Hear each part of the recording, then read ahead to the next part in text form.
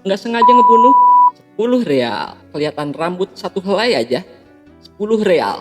Kelihatan rambut seluruhnya 1 ekor kambing. Buat kita yang materialistik, ini agama atau bisnis?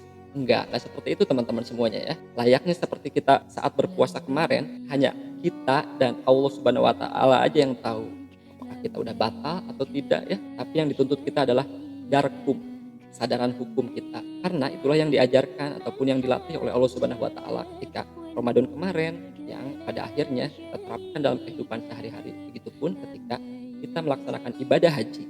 So, bayar dam atau denda itu adalah pilihan kita. Apakah kita mau jadi haji yang mabrur ataupun enggak, atau kita mau berbohong gitu ya.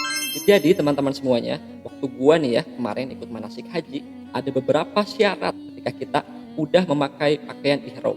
Disclaimer dulu, larangan ini nggak berlaku ketika kita belum memakai ihram, dan yang utama itu belum berniat ihram.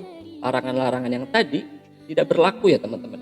Apa aja itu larangannya? Kita simak ini sampai habis ya. Kalau untuk cowok, kita nggak boleh pakai pakaian-pakaian yang berjahit. Yang selanjutnya tidak boleh pakai penutup kepala, baik itu topi, kopiah, dan lain sebagainya. Buat laki-laki juga dilarang memakai sepatu ataupun kaos kaki yang menutup area seluruhnya. Dan justru sebaliknya, kalau buat cewek nih ya, harus pakai kaos kaki dan tidak boleh terlihat sedikit pun di bagian area kakinya. Jangan sampai ketika berwudu terlihat oleh orang lain, termasuk itu oleh putri kita sendiri ataupun juga oleh mahram-mahram kita sendiri. Itu tetap sebuah pelanggaran berihram.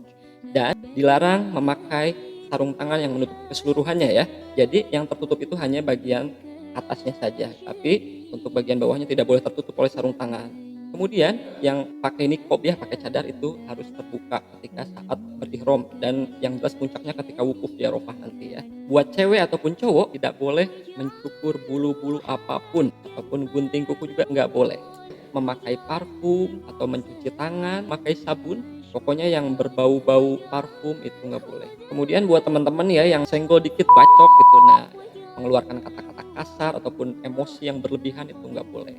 Ketika lagi musim haji kayak gini, para nyamuk sedang panen raya ya teman-teman semuanya. Karena kita itu dilarang membunuh, jadi kita harus sedekah dulu aja, nggak apa-apa. Berdoa aja supaya nyamuk itu tidak menimbulkan penyakit untuk kita.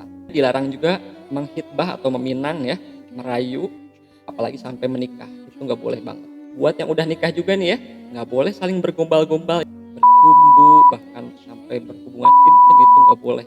Buat teman-teman semuanya, semoga kita bisa diundang oleh Allah Subhanahu wa taala menjadi tamu Allah di kemudian hari.